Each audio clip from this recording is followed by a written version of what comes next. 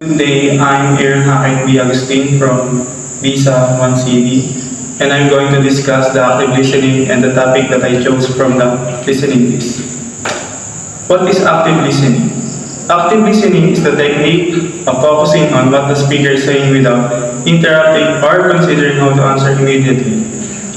It implies that paying close attention, comprehending the content, and expressing interest using both verbal and nonverbal actions, such as nodding, asking questions, clarifying things, or summarizing what the speaker said. The goal is to help the speaker feel heard and valued. The topic that I chose from the listening piece is how the social media affects the individual who suffered from anxiety. Having an anxiety is very crucial and can deeply affect our lives. It has a great impact to our physical and mental health. From a physiological idea, anxiety is like a part of our body that deals with our stress response and is called sympathetic nervous system. And you can experience having it, for example, when you have a crush with someone and whenever you see this person, you feel very anxious. And your whole body reacts because of your sympathetic nervous system. And that's also linked with our anxiety.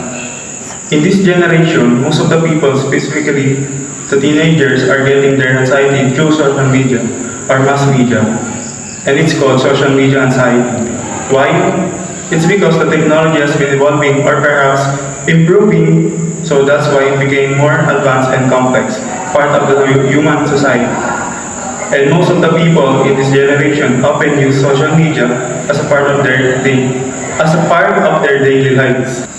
Social media is a very powerful thing that greatly affects our human health, including the most vulnerable part of our body, and that is the brain. Lots of teenagers in this generation has the access on social media. They are using different types of online platforms every day, such as Facebook, Instagram, and Twitter. You may experience having social media anxiety by using the social media platforms.